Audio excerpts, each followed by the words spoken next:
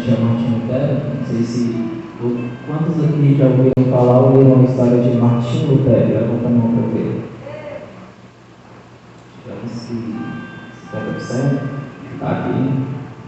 Depois você lê a história de Martim Lutero, tem até filme de Martim Lutero, a história dele. Ele tem uma história fantástica. Ele era católico em si, né? E então ele vai ler exatamente na carta aos Romanos, né? Que o justo virá pela fé, que nasce toda uma reforma.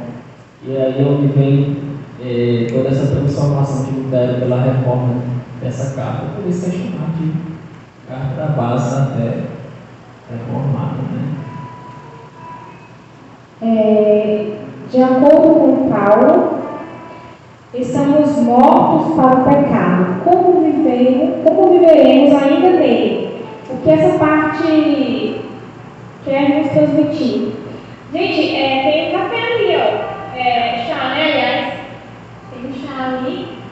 Vou até botar o álcool ali. Quando for pegar a casa. Vamos lá, de acordo com Paulo, estamos mortos para o pecado, como viveremos ainda nele? Vamos aqui filosofar. Se nós estamos mortos para o pecado, não tem mais como viver para o pecado. Como é que o morto vive? Então, se nós estamos mortos para o pecado, nós não viveremos mais nele, ok? De forma alguma. Nós agora vivemos em Cristo, não no pecado mais. A partir do momento que nós aceitamos Jesus como nosso único e suficiente Salvador, nós não vivemos mais no pecado. Nós vivemos em Cristo. Então essa parte nos transmite, Paulo está nos transmitindo o quê? Paulo nos transmite exatamente a salvação, como o pastor relatou no início aqui. Então, se você está muito para o pecado, você não vive mais no pecado. Você pode estar no mundo e o mundo pode estar no pecado, mas você, mais eu, não vivemos mais no pecado. Espero que tenha sido claro.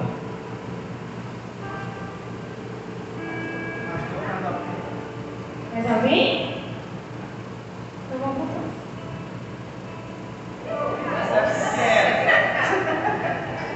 Ainda bem que é com o pastor essa aí.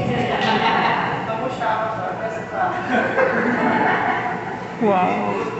No capítulo 9 de Romanos, Paulo fala sobre eleição, que quando Deus escolhe, independente do que aconteça com o escolhido, o seu propósito se cumpre, e que ele escolhe e tem misericórdia de quem quer ter, e que Israel é eleita, não pela geração de hoje, mas do passado, quando se fez o amor.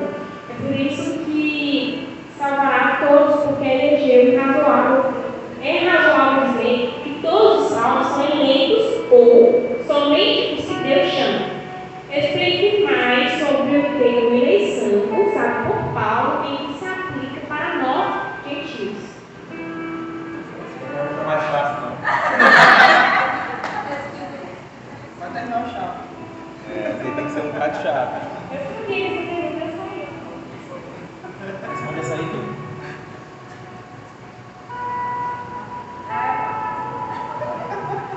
O pastor não posso responder essa aí, não. Deixa eu ver. Vocês vão entender depois que eu estou falando, né? Primeiro eu queria pegar essa parte de baixo que diz assim: o termo eleição usado por Paulo que se aplica para nós gentios. Primeiro, nós não somos gentios, tá? Gentios são as pessoas que não são judias, ou seja, não são do território de Israel e que também não aceitam Jesus como seu Salvador. A partir do momento que nós aceitamos Jesus como Salvador, nós deixamos de ser gentios e passamos a ser igreja. Então a Bíblia vai ter três classes distintas: os gentios, que são as pessoas que não fazem parte do território israelita; vai ter os judeus, que fazem parte do território israelita; e vai ter a igreja. que é aqueles que aceitam Jesus como seu Salvador. Então nós somos igreja e não gentios. No capítulo 9 de Romanos, Paulo fala sobre a eleição. Ok, acontece com o escolhido, seu propósito, cumpre, ele escolhe, tem misericórdia de quem. Ok, geração de hoje mais do passado, as que Deus amou e por isso salvará a todos, porque a ele elegeu. E razoável dizer que todos os salvos são eleitos por somente aqueles que Deus chama. A eleição, ela está condicionada a uma atitude. A atitude de aceitar a Cristo. Todos aqueles que aceitam a Cristo, eles são considerados eleitos? Eu posso dizer a você que não. Eleitos são considerados aqueles que aceitam a Cristo e que morrem com Cristo. Quando eu aceito a Cristo, eu ainda não sei se eu faço parte da geração eleita. Porque nós não sabemos se vamos morrer com Cristo ou sem Cristo. Porque como se desenhou na verdade? Então, a partir do momento que eu aceito a Cristo, eu estou dentro do chamado dele. Ele me chamou, eu aceitei. Mas o que vai definir se eu sou eleito ou não é a minha morte, é com quem eu morro. Se eu morrer com Cristo, eu faço parte dessa geração eleita aqui. Se eu morrer sem Cristo, eu não sou eleito. Eu não sou convertido, eu sou convencido. Então, espero que fique claro. O pastor pode acrescentar. Muito bom. Pode falar, pastor. Agora a posição do pastor, né? Gente, essa questão da eleição ela é muito complicada. E a gente, se for entrar nesse assunto, ele vai muito dentro, né? Mas assim, eu acredito muito no povo eleito, no povo de Israel. E eu já questionei com algumas pessoas que seguem o judaísmo, e eles afirmam mesmo que eles, o eleito mesmo, é a nação, mas são muito disso. Não adianta ser eleito e eu acho um discurso incoerente, né? Eu dizer que eu sou eleito, mas eu pratico as coisas e não é de eleito. Então, para mim, eu acho que essa pessoa, como eu disse aqui, ele não converteu, ele convenceu só. E se eu sou eleito, eu tenho que praticar as coisas de um eleito. Tá? Então, aqui não vai adiantar Israel ter toda essa fama, esse ar de achar que é o povo escolhido, a nação eleita, cumprindo regras, cumprindo a lei, mas sempre o coração deles estão longe daqui. Não adianta nada você ser por fora uma coisa e por dentro ser outra. A gente precisa ser mais sincero mesmo por dentro. E Paulo vai dizer isso. Eu não lembro para focar comigo, eu já sincero. Ele fala, né, da circuncisão, que agora é no nosso coração. Não é no nosso órgão, não é no nosso para mostrar uma aliança. A principal circuncisão nossa é no nosso coração, porque é daqui que existe a transformação para a nossa vida. Tá? Amém. Alguém tem alguma dúvida aí? Se tiver, pode falar. A próxima pergunta: se Paulo disse que nada nos separa do amor de Deus, quer dizer que a graça de Deus perdoa até os pecados que irei cometer após a minha conversão e não perca a minha salvação mesmo assim? Afinal, qual é o critério para se perder a salvação depois de convertido? Muito boa!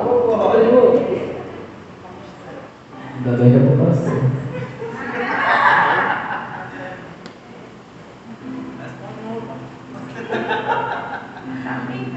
Vamos para a Bíblia, né?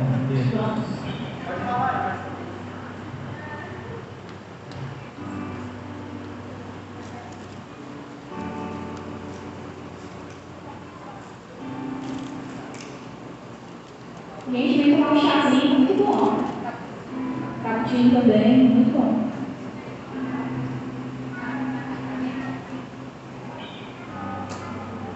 Vamos para o capítulo 6, né? Que diremos, pois? Permaneceremos no pecado para que seja a graça mais abundante? Olha só, de modo nenhum. Como viveremos ainda do pecado, nós, os dias que para ele morremos?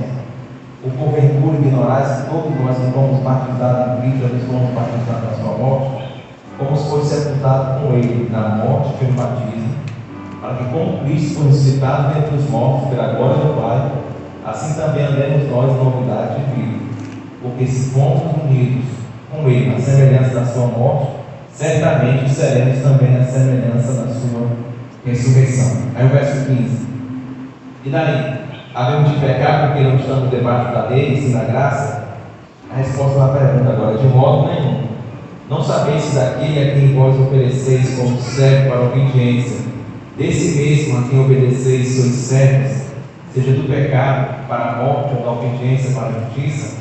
Mas graças a Deus, porque outrora, escravos do pecado, contudo vieste a obedecer de coração a forma de doutrina a que fomos entregues. E uma vez libertados do pecado, fomos feitos servos da justiça. Falo como homem, por causa da fraqueza da vossa carne. Assim como ofereceis os vossos membros para a escravidão da impureza e da maldade, para a maldade, assim oferecer agora os vossos membros para servir a justiça, para a santificação. Porque quando era escravo do pecado, estava isento em relação à justiça. Naquele tempo, o resultado coletivo, somente as coisas que agora vos envergonhais, porque o fim delas é a morte. Agora, porém, libertado do pecado, transformado em servo de Deus, tem vosso fruto para a santificação e confia a vida eterna. Porque o salário do pecado é a morte, mas o dom gratuito de Deus é a vida eterna em Cristo Jesus nosso Senhor. Ou seja, a pergunta é. Vamos voltar lá para a pergunta. Só um minutinho. De acordo com Paulo, estamos mortos para o pecado? Não. Se Paulo disse que nada nos separa do amor de Deus, aí a gente tem que ver o contexto ali, né? Nem a morte, nem a tristeza, nem a tribulação, nem a angústia, nem a fome, nem a altura, nem demônio, nem nada nos separa do amor de Deus. Mas ele está falando de quem? Do meu amor ou do amor de Deus? Nada nos separa de quem? Do amor de Deus. Ou seja, a gente volta a dizer, né? Aquela que é, na verdade, a tônica da Epístola, né? Que Deus nos ama acima de qualquer circunstância, mesmo sendo nós, antes de nós nos encontrarmos com Ele, ou Ele nos encontrar, Ele já nos amava, nos amou primeiro. Então, não adianta eu querer fazer muita coisa para Ele me amar, e nem querer fazer pouca coisa, vai continuar me amando da mesma forma, do mesmo jeito.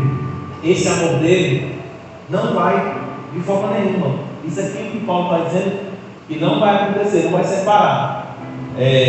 Porque isso é graça.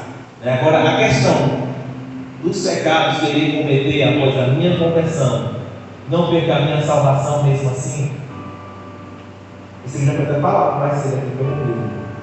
A questão do pecado. Não porque eu sou um salvo, não porque eu sou chamado por Deus, eu vou continuar pecando. Porque quem foi chamado por Deus, quem foi salvo por Ele agora é o quê? Eu já lembro de ficar com vocês, ele é liberto. Ele precisa ser liberto, ele precisa ser livre. Não é que a gente não deixe de errar, deixe de fazer coisa errada. Mas o que Paulo disse, que a gente tem que ser livres do pecado pela graça. Não é que porque agora Deus me ama que eu pecar deliberadamente. Quanto mais eu vou pecar, mais a graça vai abundar. Não é porque o texto diz, onde abundou o pecado, espera muito a graça. Não é nesse texto, não é nesse contexto que ele está dizendo que a minha conversão não perca a minha salvação. Mesmo assim, não precisa entender, irmão, que justificação não é um processo. Santidade é um processo. Justificação não é um processo, é um ato. Eu preciso entender isso. O que é justificação? É eu tornar o quê? É eu tornar uma pessoa justificada do pecado. No Velho Testamento, e a gente precisa voltar nisso, Levítico 19. O que acontece? Quando as pessoas erravam, iam no sacerdote, confessavam o seu pecado. Aí o sacerdote fazia o quê? Pegava 2 bodes, matava um, e aquele sangue ele colocava por cima da mesa ali. O outro bode, eles faziam o que com ele? Soltava ele e ia embora. O que aquele representava? Aquele sangue cobria o pecado. Aí veio Jesus Cristo, o nosso Cordeiro Pascual, morreu na cruz do Calvário. Ele não cobre o pecado, mas ele agora extingue o pecado, ele tira o pecado. Ele gera em nós o quê? Purificação, justificação pelos nossos erros. Mas agora também nos ensina que essa libertação, ela é alcançada por nós. Então, não é que porque agora eu sou um salvo, eu vou andar pecando, porque eu sou salvo e pronto, acabou. Eu sou salvo e Jesus me chama que eu sou salvo, então eu posso errar, posso cair, então a mão dele não vai me separar. Então o que ele está dizendo aqui, que essa salvação não é apenas uma salvação eterna, mas é uma salvação de libertação. Libertar das coisas que o mundo oferece, que a carne deseja, que nós queremos. Então, afinal, qual é o critério para se perder a salvação depois de convertido? É não andar segundo o Senhor. Porque a Bíblia diz: sem santidade ninguém verá o Senhor. E não está no Velho Testamento, está no Novo, está em Hebreus. Sem santidade ninguém verá o Senhor. Então a gente precisa compreender o texto, a pergunta é muito boa. Porque quando você lê Romanos mesmo, às vezes você pensa que está no clube, né? Agora estou livre, glória a Deus, posso fazer o que eu quiser, que eu sou salvo, mas tem salvo para sempre. Não é bem assim. O que a carta nos ensina é que nós não tínhamos salvação. A lei, os dogmas, as regras, a circuncisão não salvou ninguém. Mas ela também não está dizendo que agora na graça a gente pode fazer tudo isso. Porque na verdade ele mesmo diz lá no capítulo 8: nenhuma condenação há para os que estão em Cristo Jesus, mas que não vive segundo a nenhuma. O que é uma condenação? O que é uma condenação? Nenhuma condenação há que não vive segundo a carne. Ou seja, aí ele deixa aí entre parênteses. Tá? Então, nós também temos a consciência. Você pode até estar fazendo coisa errada hoje, mas daqui 2 dias, daqui 1 dia, daqui 2 dias, 3 dias, a consciência vai falar com você. E você vai dizer: olha, porque todos nós, irmão, não adianta a gente querer esconder, até mesmo quem não é da igreja. Ele sabe o que é certo, sabe o que é errado. Todos nós sabemos o que é certo e o que é errado. Até quem nunca entrou dentro da igreja, nem que seja católica, evangélica, protestante, não sei. Mas ele sabe, a gente sabe o que é certo e o que é errado. Então, só que quando a gente está dentro de uma igreja, de um sistema religioso, a gente é muito confrontado, porque se fala muito de erros, de problemas. Então acaba que quem mostra, quem fala conosco, além da consciência, é o Espírito Santo, que convence o homem do seu pecado, da justiça e do juízo. E é por isso que ele diz: quando nós não sabemos orar, ele faz o quê? O Espírito Santo intercede por nós com gemidos inexprimíveis. Tá bom? Esse foi mais ou menos assim, vocês entenderam, mas por aí. A próxima, no capítulo 14, o que Paulo quis alertar quando se refere: porque crê que de tudo se pode comer e o outro que é fraco como legumes. De acordo com o livro de Romanos, a que povo foi confiado os oráculos de Deus?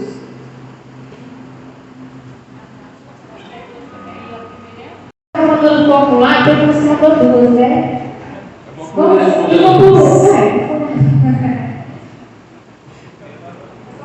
É para mim?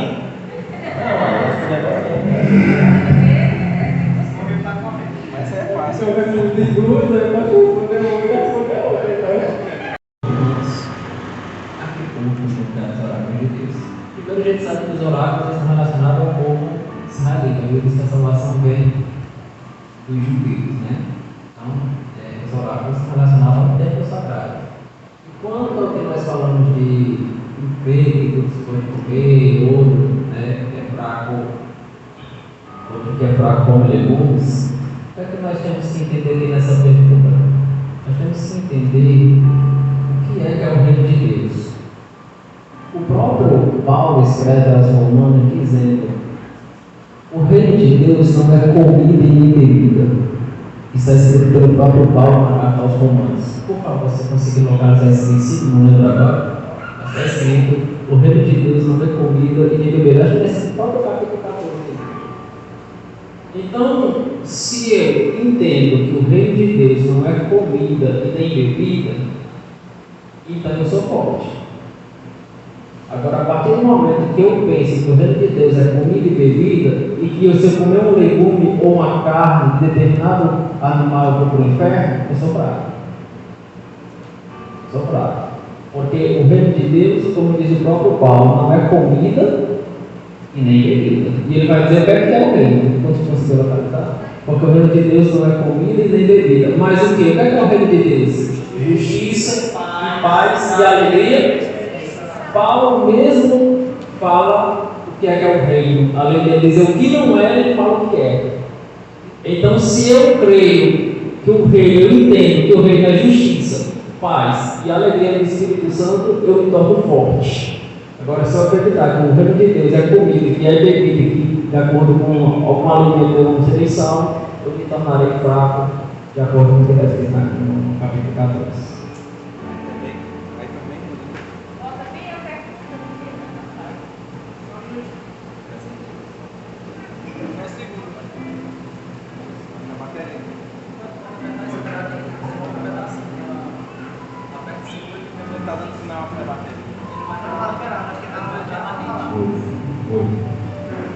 Aqui também na questão da comida, a gente precisa entender o contexto histórico também, né? E aqui, como tem judeus e gentios, e agora, porque nessa carta aqui não existe, como Jesus disse, não existe mais judeus nem gentios, agora existe igreja. Mas dentro dessa igreja tem alguns que ainda têm dentro do coração as regras. Por exemplo, o judeu até hoje não come carne de porco. Aí você está com o judeu e está com um gentil ali na igreja. E ele vai lá e diz assim: mas você está pecando. Você não pode comer isso aqui não. Você não pensa que você vai estar no céu, você não é salvo não. Mais ou menos desse tipo que a gente está falando aqui, porque eu creio que tudo se pode comer e outro quer lá como é bom. E o que Paulo admoesta? O que Paulo ensina aí? Vamos lá para o texto? Capítulo 14. É bom não comer carne, nem beber vinho, nem fazer qualquer outra coisa com que teu irmão venha tropeçar, ou se continua. A fé que tens tem para ti mesmo, perante Deus. Bem-aventurado é aquele que não se condena naquilo que aprova. Mas aquele que tem dúvidas é condenado se comer. Porque o que faz não provém da fé. E tudo que não provém da fé é pecado. Tá bom? Ou seja, ele está ensinando que a gente precisa entender que um come e o outro não come. Mas isso não vai atrapalhar a questão da salvação. Eu tenho um colega que converteu, né? Converteu não, né? Sei lá como fala o nome.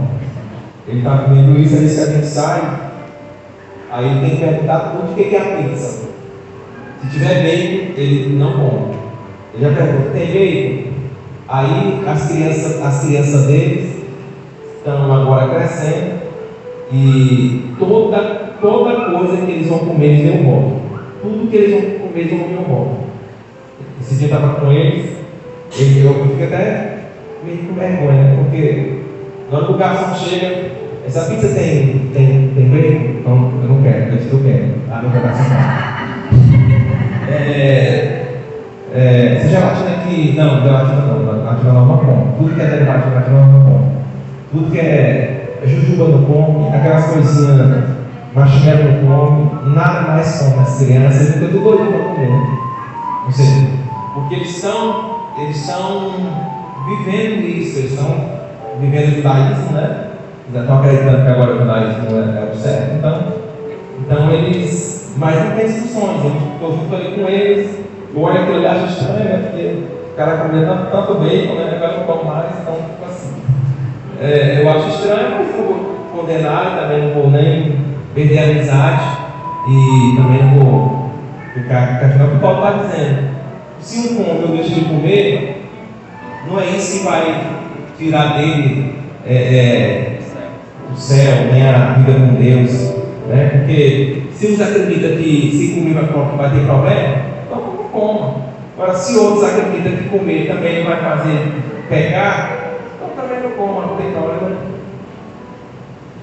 E ainda para ajudar aos irmãos que estão aqui a entender melhor, eu sei que eu vou sair de Romanos, mas para entender melhor aqui vale a pena. 1 Coríntios 10 e 25, só para a gente entender esse aqui melhor de comida, 1 Coríntios 10 e 25 diz assim, ó, se é 1 Coríntios 10 e 25, comer de tudo que se vende no mercado, sem nada perguntar, por motivo de consciência. Pode passar.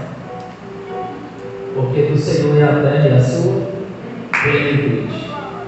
Se algum dos incrédulos vos confundar e quiser dizer, comer de tudo o que for posto diante de vós, sem nada perguntares, por motivo de consciência.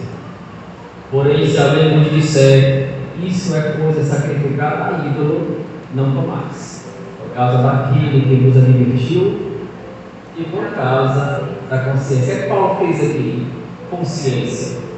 É exatamente o que o pastor está frisando aqui. Para o judeu, na consciência dele, determinados animais são considerados imundos, são considerados impuros. A gente lembra muito de quando Pedro vê o próprio Deus está descendo o lençol na visão de Pedro em Atos, e ele disse que não vai comer, e Deus disse para ele, comer, ou seja, o próprio Deus está mandando ele provar de tudo que está ali no lençol.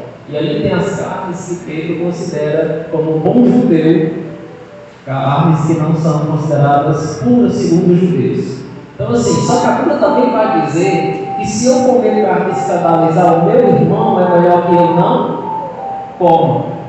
Então, a gente tem que saber o nível de maturidade, de consciência com quem a gente está. Porque tem coisas que nós entendendo que somos mais fortes na fé, por essa razão que Paulo escreve, nós não podemos escandalizar aqueles que nós, na nossa consciência, entendemos que eles são mais fracos, porque na consciência deles eles não são fracos, é na nossa, porque nós trazemos essa maturidade de Paulo e que nós podemos comer de tudo que o Senhor nos oferece, porque o reino de Deus não é comida nem bebida. O judeu não pensa assim. E se eu estou como um judeu, e se eu não quero fazer o judeu tropeçar, qualquer outra pessoa que não come determinado alimento, porque o próprio Paulo vai dizer mais na frente, não julguei aquele que come, o que deixa de comer, porque ele... Então a gente não pode julgar, a gente tem que respeitar essa pessoa. Então, espero que tenha feito vocês entenderem esse aspecto. É interessante explicar a diferença dos judeus, né? Tem judeus que creem, tem judeus que não creem. Por que não creem? Né? Porque tem aqueles, vamos dizer assim, a Bíblia está disponível para todos, mas eles não leem o Novo Testamento, para eles não vale, né? Por isso que eles têm isso escrito para nós aceitamos dessa forma, mas para eles não. Eles só creem na Torá, no Antigo Testamento, e aí seguem aquela lei.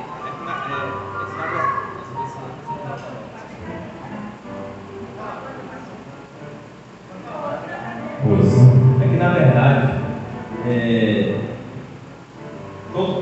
os judeus eles têm os ortodoxos e os messiânicos, né? Os messiânicos não acreditam no Messias, acreditam que Jesus veio. Os ortodoxos não. Mas todos eles, o ortodoxo ou o messiânico, eles vivem a Torá. A diferença do messiânico é só porque eles acreditam que Jesus veio. Só. Mas eles guardam o sábado, o Shabá, eles guardam as festas, tabernáculo, fazem as festas nas casas deles, eles cumprem as regras das leis, eles acreditam que seja, e a única diferença deles é a questão do Messias, o Yeshua. Agora é o seguinte, o que a gente precisa entender na carta aí, nesse capítulo que é interessante, é que é uma igreja sendo formada. É uma igreja sendo formada, né, gente? Uma igreja que tem lei, né? Uma igreja que tem judeus, e uma igreja que tem convertidos, cristãos convertidos. Então, Paulo está dando problema para ensinar, né? Para conseguir alinhar todo mundo. Então, um é do jeito, outro é do outro, um tem uma forma, outro tem outra, um tem... É igual casamento, é igual gente que vem de uma cultura, casa com outra cultura, então até se alinhar. Então, ali é justamente essa questão da formação da igreja. E graças a Deus, irmão, que a igreja é formada de gente diferente, porque se for todo mundo igual, ela não faz nada.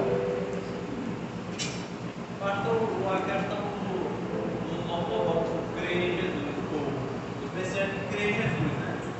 Mas eles creem só no que Jesus falou, só nos evangelhos. Tem Atos, Que vem Atos, que vem Paulo, e já porque eles mais são apaixonados da carta de Romanos. Eu quero muito com eles. Porque eles são mais apaixonados na carta de Romanos. A carta de Romanos fala muito deles. interessante que eles não Só que os ortodoxos não aceitam isso como judeu. Não aceitam isso. Se falar com um judeu ortodoxo ou conversando, não existe não. Porque eles não acreditam em Yeshua, né? Eles não acreditam. A igreja romanizou no domingo, né? Existe a teologia, não, mas a doutrina da substituição, né? Que nós acreditamos também, mas é romanizada também. É romanizada a doutrina da substituição, questão de Abraão, né? Até em texto também fala de Abraão, e nós somos herdeiros como Abraão pela fé. Eles não acreditam nisso. Não, só falar para vocês, vão ficar muito tempo aqui, então eu acho que é mais complexo, né? Mas assim, eles não acreditam nele, mas assim, a missão deles, eles acreditam, é trazer de novo a igreja, essa igreja aí, de judeus e de nós, não judeus, formando essa igreja, que eles acreditam que é a igreja certa, ali antes do século III, antes dela virar uma igreja romanizada. Porque até hoje nós pegamos muita coisa da igreja católica romana, na verdade é essa. Só que eles não acreditam que o Messias já veio, né? Só isso. Quem? Esses aqui. Messiânico acredita. Não, os messiânicos sim. Os messiânicos querem voltar. Tá? Eles acreditam. Não, eles acreditam em Yeshua. Eles fazem, ele é Yeshua, eles são diferentes. Eu pensei que quem queria voltar era os ortodoxos. Não, os ortodoxos. É por isso que ele está São falando. mais tradicionais, né? Por isso que eles estão falando, para trazer a igreja de volta. Restaurar a igreja no tempo antigo, né? Igreja antes do século II. Porque quem destruiu os judeus? Quem matou? Foi a igreja romana. Por que Paulo desejava tanto ver os romanos? Sei lá. Passa na próxima. Acho que ele gostava dele. Tem outro também que é bem curtinho lá. É sobre que coisa. Sobre que coisa. Como é que você fala? Ensino. Qual é a anterior isso aí? Sobre os romanos. Sobre que coisa Paulo afirma que não devemos nos conformar. Porque Paulo, não vai agradar, porque Paulo Tem duas anos. Porque Paulo, o pessoal vai concluir, porque Paulo desejava tanto os romanos. Vocês sabiam que a igreja de Roma foi a maior base do ministério paulino? Tem tantas viagens missionárias que ele fez, passando por vários lugares, como Creta, Edmar, Panfilha, tantos lugares que ele passa. Paulo ficou em Éfeso 3 anos, fica nas redondezas de Roma, e dentro de Roma ele pregou o evangelho 2 anos da vida dele. Então Paulo se dedicou muito a Roma. Sabe, quando Paulo sai de Roma, ele vai para outras localidades. E Paulo fica com Gaio, na casa de Gaio, por 1 ano e meio, distante de Roma, lá em Corinto. Paulo, ele apela, quando ele vai ser julgado, ele apela para César, que é o imperador da época. E aí, Paulo vai ter que ir até Roma por causa do julgamento que ele apelou. Então, Paulo se alegra porque está quase 2 anos sem vir à igreja que ele gastou 2 anos da vida dele lá. Pessoas que ele se comunicava só pela carta, né? Então, Paulo dentro dessa circunstância. Paulo já estava com saudade, já fazia quase 2 anos distante de Roma, e também pela questão dele poder retornar e ver Áquila e Priscila ali naquelas redondezas, junto com os demais que aceitaram a mensagem do Evangelho. É isso. É correto dizer que Paulo é o apóstolo de Jesus?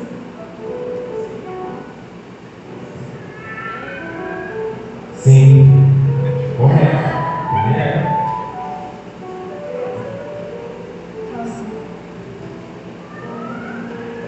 A justificação e a salvação são irreversíveis, ou podemos concluir? Já falamos sobre isso. O que é ser batizado na morte de Jesus Cristo? Romanos 6:3. Eu falei essa memória aqui. Eu já falei sobre o Romanos 6 um pouquinho, foi?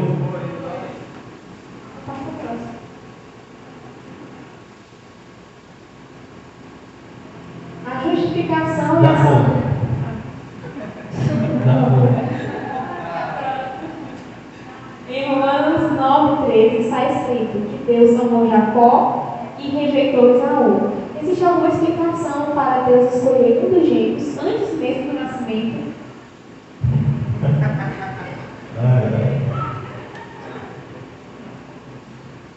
Se a gente for responder essa pergunta aí, são 3 anos sentado nessa cadeira aqui, né? No mínimo 3 anos para a gente chegar a alguma coisa aí não válida, tá?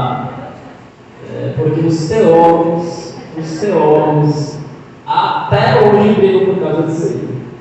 Divergência de interpretação, mesmo usando exegese, hermenêutica, toda a ciência interpretativa da Bíblia, até hoje os teólogos brigam para responder isso aí. Alguns vão dizer que foi pela presciência, os arminianos vão dizer, ele escolheu pela presciência divina.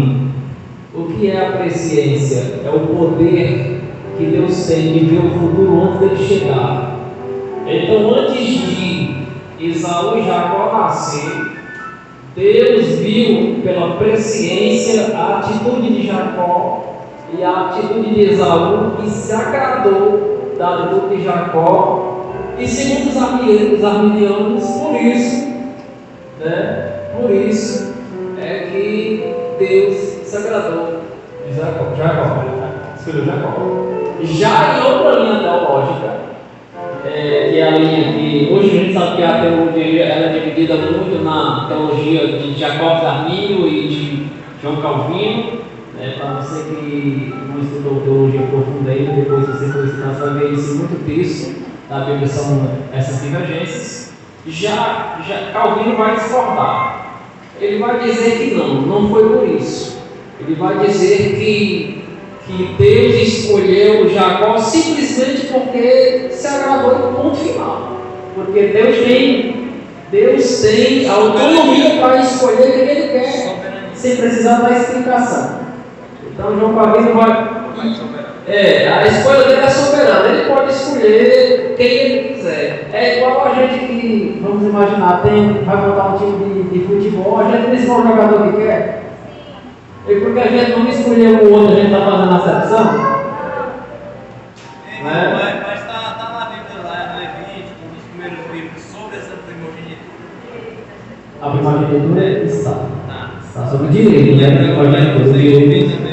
O direito está lá em Shemot, que é lá no Antigo Testamento. E então, já Calvino vai dizer que foi porque Deus realmente se agradou. E o próprio texto, a carta aos Romanos, se não me engano, vai dizer: Deus se agradou de Jacó e de Esaú antes mesmo de eles tomarem qualquer tipo de atitude. O Paulo vai escrever assim: não porque fez bem ou não porque fez tal. Vamos explicar um pouco, porque a gente não sabe nem o que nós estamos falando de Esaú e Jacó, né? Talvez tem algumas pessoas que não entendem o que nós estamos falando, não é verdade? Na verdade, quem já leu essa história que levanta a mão? Mas você não leu ainda, né?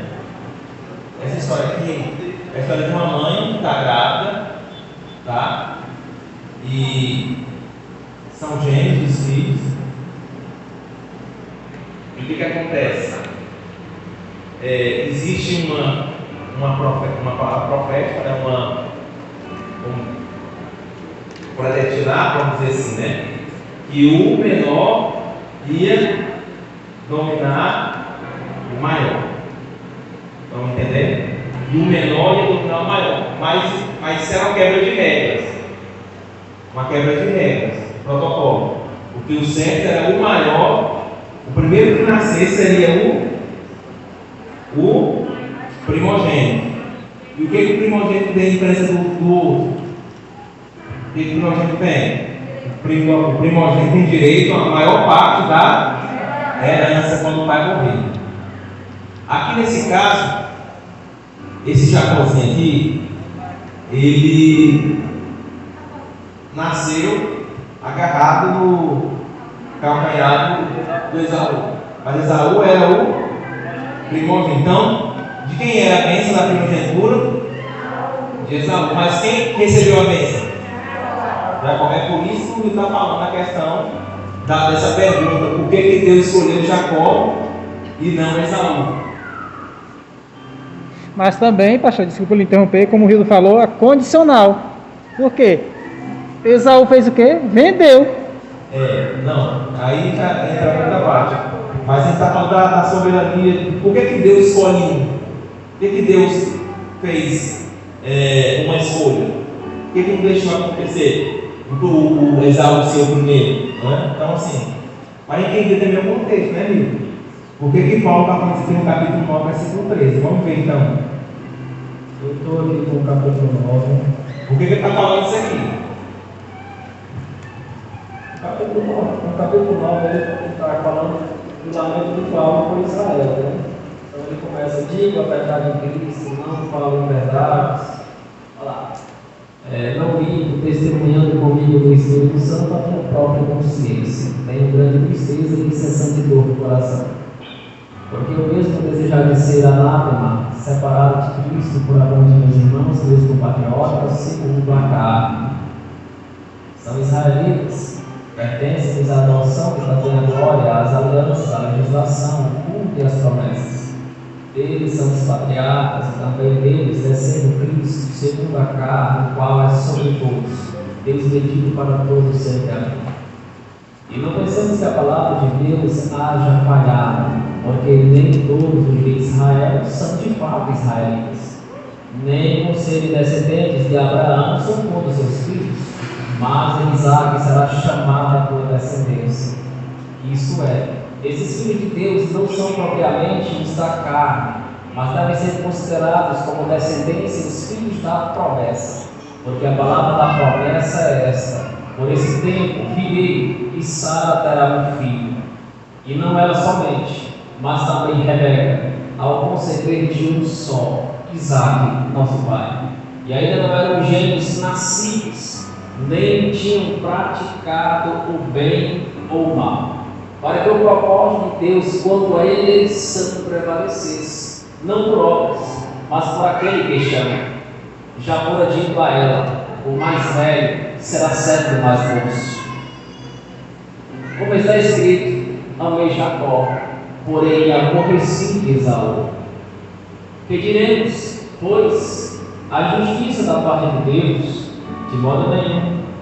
Pois ele diz a Moisés: terei misericórdia de quem me aprouver ter misericórdia, e compadecer-me-ei de quem me aprouver ter compaixão.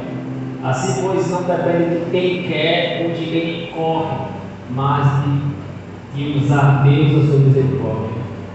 Porque a Escritura diz a Faraó: para isso mesmo te levantei, para mostrar em ti o meu poder e para que o meu nome seja anunciado por toda a terra. Logo, tem ele misericórdia de quem quer e também endurece a quem lhe apraz. Tu, porém, dirás: de que se queixa ele ainda? Pois quem jamais resistiu à sua vontade? Quem és tu, ó homem, para discutir com Deus? Porventura pode o objeto perguntar a quem o fez: por que me fizeste assim? Ou não tem o oleiro direito sobre a massa, para do mesmo barro fazer um vaso para a honra e outro para a desonra? Que diremos? Pois se Deus, querendo mostrar a sua ira e dar a conhecer o seu poder, suportou com muita longanimidade os vasos de ira preparados para a perdição, a fim de que também desse a conhecer as riquezas da sua glória e vaso de misericórdia, que para a glória preparou de antemão, os quais somos nós a quem também chamou, não só dentre os judeus, mas também dentre os gentios. Assim como também diz em Oséias: chamarei povo meu ao que não era meu povo, e amada a quem não era amada. E no lugar em que se lhes disse: vós não sois meu povo, ali mesmo serão chamados filhos de Deus vivo. Mas relativamente a Israel, ele chama, clama Isaías, aí ele deu o número dos filhos de Israel, seja como a areia do mar, o remanescente é que será salvo. Porque o Senhor cumprirá a sua palavra sobre a terra cabalmente em breve. Como Isaías já disse, ele está falando de uma promessa. A promessa. A promessa e da descendência dessa promessa. Né? Então, o texto aponta a questão da promessa. A promessa passou por quem? Ela passa por Jacó. Ela passa por essa descendência. E então, eu acredito também que um dos motivos da escolha de Deus sobre Jacó, além do seu propósito final da eleição, eu acredito que é pela questão também da sua descendência, da sua promessa que ele não tem, conforme o Romano estava dizendo.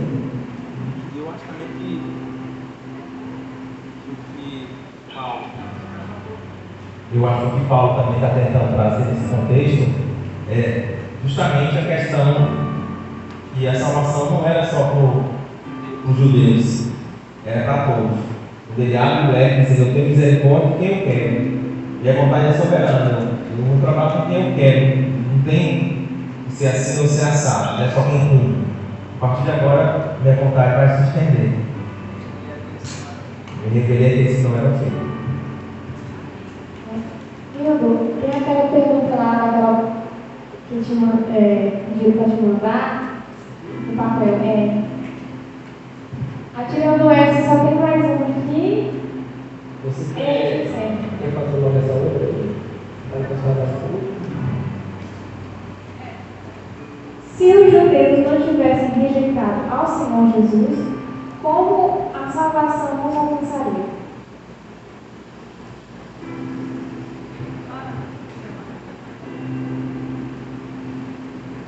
Vontade soberana. Graça. Eu acho que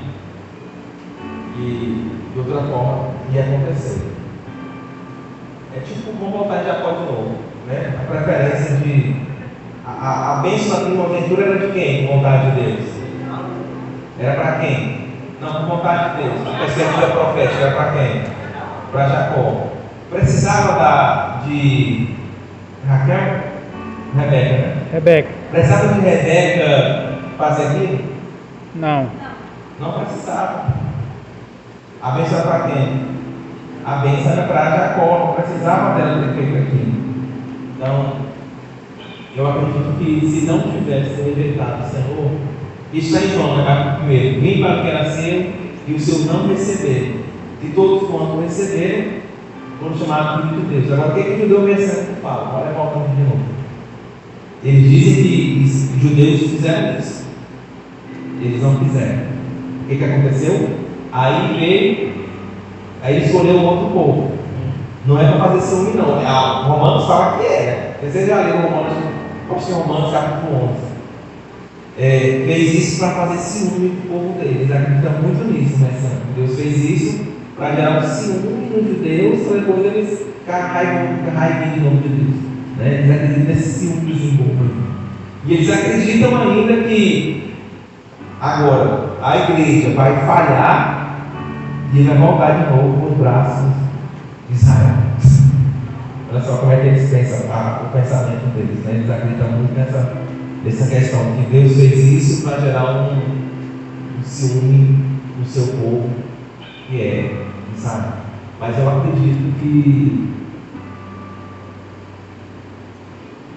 poderia sim ter outra forma. Eu acredito que Adão tivesse arrependido também Eu acho que tem que mudar a nossa história. Mas aí eu acredito, mas não tem contexto bíblico, né? Baseado nessa pergunta, eu poderia perguntar aqui: se Maria não existisse, como Cristo nasceria?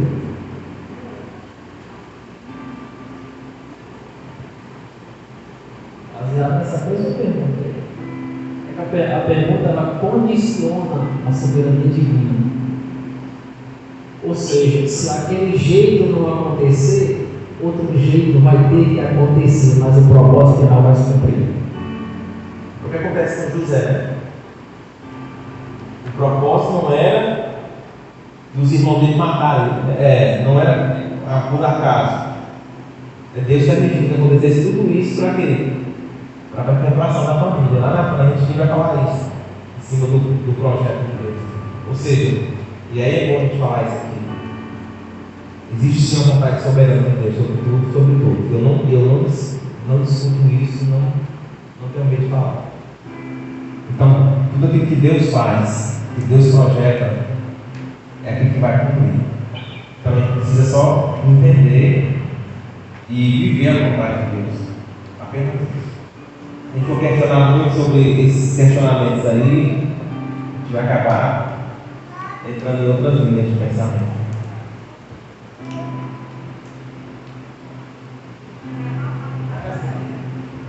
Agora tem papel para quem quer pergunta. Tem do outro lado, tá? É só uma pergunta. Tem do outro lado.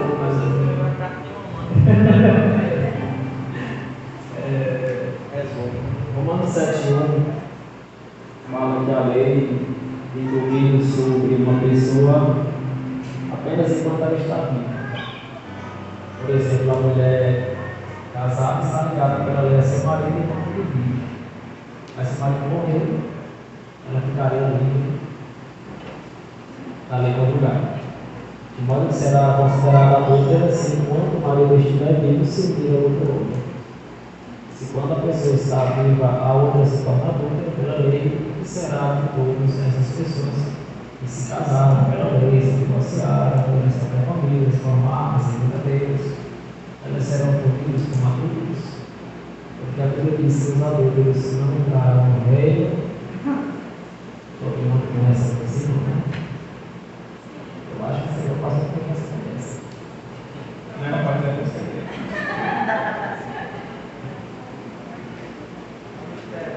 Romanos capítulo 7, verso 1. Romanos capítulo 7, ele não está falando de casamento, tá, gente? Entender isso aí, o contexto aí não é casamento, não. Vou dar um exemplo, né? Comparação. Romanos capítulo 7 não fala de casamento. Romanos capítulo 7 fala da diferença da relação entre a lei e a graça. O casamento entrou como um exemplo aqui, né? Então, Paulo está escrevendo que, assim como a lei une o casal, nós entendemos que a lei, ela também une alguém a Deus. É por isso que no Antigo Testamento nós vamos ver a lei, né? Os 10 mandamentos, né? E os outros 613 princípios da lei, que também é lei. Então, a lei no Antigo Testamento, né, a gente vê que ele faz essa ligação com Deus. Só que Paulo vai usar o exemplo do casamento. Ele vai dizer assim: se o marido ou a esposa, digamos, morrer, o cônjuge está livre da lei. Ou seja, Jesus morreu. Jesus morreu. Então, na morte de Cristo, nós estamos desprendidos da lei, estamos nascendo para a graça. Para a graça. Agora nós vivemos essa relação com a graça de Deus. Por quê? Porque a lei, ela vigorou até Cristo, e quando Cristo veio, ele cumpriu a lei, porque ninguém cumpria a lei como deveria cumprir. Mas o Filho de Deus veio cumprir a lei, ele nasceu embaixo da lei, e ele cumpriu a lei. Quando ele cumpriu a lei, ele deu a relação à graça, ele nos deu a graça. ele morre também. Então nós agora estamos mortos para a lei, porque a Bíblia diz que a lei mata. Por que a lei mata? Tem alguns versículos que diz a letra mata, a lei mata. Por que a lei mata? Porque a lei dizia: aquele que se prostituir, ele vai morrer, tem que ser morto. Aquele que roubar, né, ele tem que restituir aquilo que foi furtado 4 vezes mais. Existem outras penalidades também, e se você fizesse, você tinha que ser morto segundo a lei. Então a lei matava. Só que agora em Cristo nós não somos mortos mais pela lei. Agora nós temos a graça, nós pecamos e nós temos um advogado que perdoa os nossos pecados por causa da graça. Então a cada vez que você pega, que eu pego, se nós estivéssemos na lei, nós já teríamos sido mortos. Mas a gente continua vivo, porque a graça continua sobre nós e continua nos perdoando e nos dando oportunidades. Então, é isso aqui que o Romanos 7 está falando, sobre a lei, o poder da lei unir e o poder que a graça tem, né, a mudança da lei para a graça. Amém? Só pode perguntar. Não, mas isso mesmo. Precisa ler o texto e ver a linguagem que ele está falando e entender o que ele quer dizer, né? Isso aí é interpretação. Às vezes a gente pega esse texto aí, não, a gente não é né? Pega esse texto aí e faz dele uma doutrina.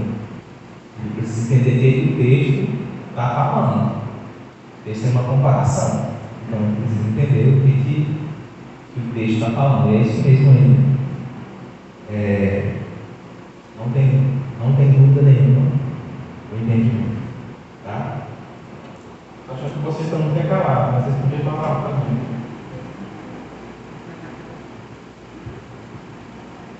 Tem mais? Tá bom? O quê? É bom que lê, né? Eu acho, né? Não sei se foi 2 pessoas que estão perguntando só ou foi muitas pessoas. Mas ele tem uma pergunta dele, né? Porque não está no livro. Ele está perguntando o que vai ser feito com essas pessoas. Talvez a dúvida era essa. Eu não quis abrir o capítulo lá. A dúvida era outra. Entendi assim, né? Se alguém casa na lei, ele pode se divorciar na lei. Ou se você está divorciado na lei, você divorcia mal, você pode casar com ele. Tem as regras, É claro que tem outras questões. Por quê? O porquê do divórcio. Isso vai entrar também em todo o processo. Existe a questão da técnica, né? Existe a questão e hoje existe a questão, não na Bíblia, mas algumas convenções. Acredito que a questão de ser. Nós estamos vendo hoje feminicídio, bater, espancar, também está o direito também. Não na Bíblia, tá? Estou falando de convenções que estão hoje autorizando esse tipo de separação e novo casamento quando existe, não a morte, mas existe a violência.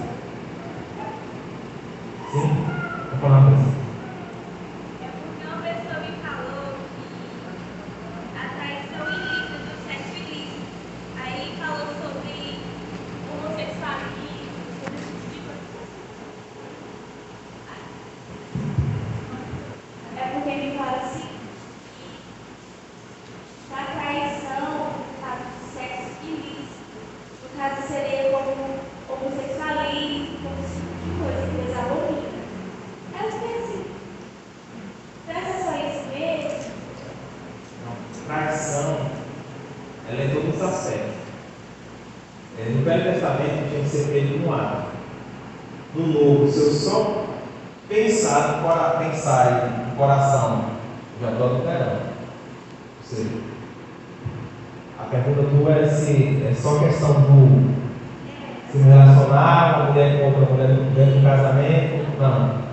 Existe que um homem pode. O questionamento é esse aí, tá? O sexo oposto ou a mulher adultéria? Não, aí pelo amor de Deus. Aí pulou o Oceano Atlântico aí. O adultério pode ser tanto adultério, um homem com a mulher, a mulher com um homem, ou até mesmo uma pornografia, até mesmo um pensamento de uma pessoa desejou. Isso tudo é adultério. Adultério é uma coisa que eu estou trazendo uma traição, traindo uma pessoa. Não importa se é com outra pessoa, qualquer traição que eu estou fazendo é um adultério. Claro que tem um peso das consequências e das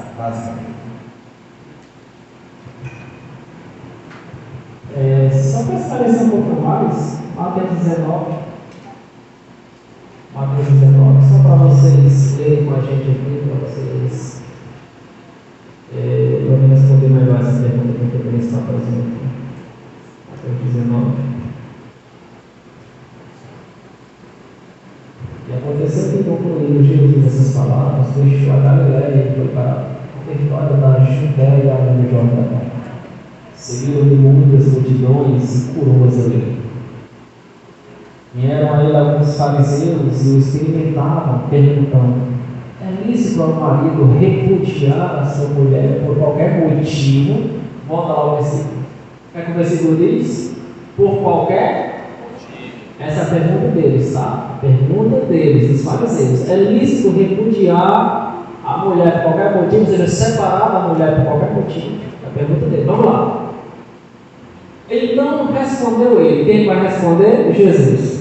Não tendes lido que o Criador, desde o princípio, os fez homem e mulher, e que disse: por esta causa deixará o homem pai e mãe, e se unirá à sua mulher, tornando-se os dois uma só carne, de modo que já não são mais dois, porém uma só carne.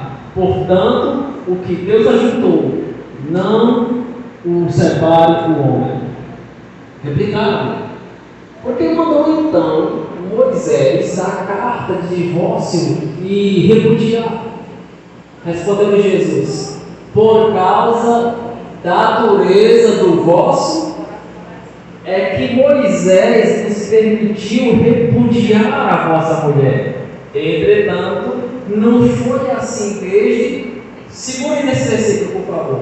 Por causa da dureza do vosso. Então, Moisés deu direito à carta de divórcio porque você não sabe perdoar. É isso aí que Jesus está dizendo. Vocês têm direito a essa carta de divórcio porque vocês nunca aprenderam a perdoar. Porque se vocês aprenderem, não tinha esse direito. Vamos para frente. Eu, porém, vos digo: quem repudiar sua mulher, não sendo, vou deixar claro, tá? Não sendo por causa de relações sexuais ilícitas, e casar com outra, comete. E o que casar com a repudiada comete? Quem está falando isso é quem? Jesus. Disseram os discípulos: se essa é a condição do homem relativamente à sua mulher, não convém. Os discípulos estavam com medo, né? Vamos lá. Jesus, porém, lhes respondeu: nem todos são aptos para receber este conselho, mas apenas aqueles a quem é dado. Tá bom? Porque há grupos de nascença, outros a quem não. Deve estar ótimo. Tá ótimo. Então, é isso aí. Então, muitos não são aptos para receber este conselho. Que conceito é este? A palavra de Jesus. Está aí. Eu acho que foi claro para nós todos aqui. Inclusive com a argumentação que o pastor até fez da convenção e tudo mais, né? Então tudo isso aí entra aqui, tá? No que Jesus nos ensinou, né? Para a gente fazer sobre o casamento.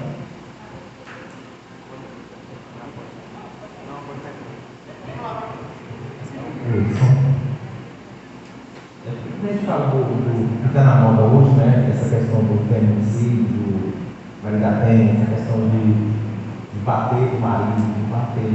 Aliás, porque tem que parte do marido, né? Mas o marido bater na mulher, bater. Isso não é um casamento, né, irmão? Então a gente precisa entender que não tem como viver dessa forma. Então a gente tem que entender que não é casa. Né?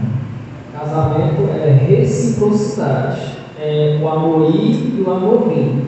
Se não tem reciprocidade, a gente pode chamar até de união, mas não de casamento. No céu, Não não de vai ser casamento. casado, mas vai querer. É até o céu, né? Porque o pobre No céu, não vai ser casado, não é isso. No céu a gente não vai ser casado, porque a gente vai ser como os anjos. Não teremos sexo, não seremos macho nem fêmea. Lá não precisa reproduzir. O mandamento da reprodução é para a terra. Amém, muito bom. Acabou? Gente, contar vocês a ficar de pé, por favor. Agradecer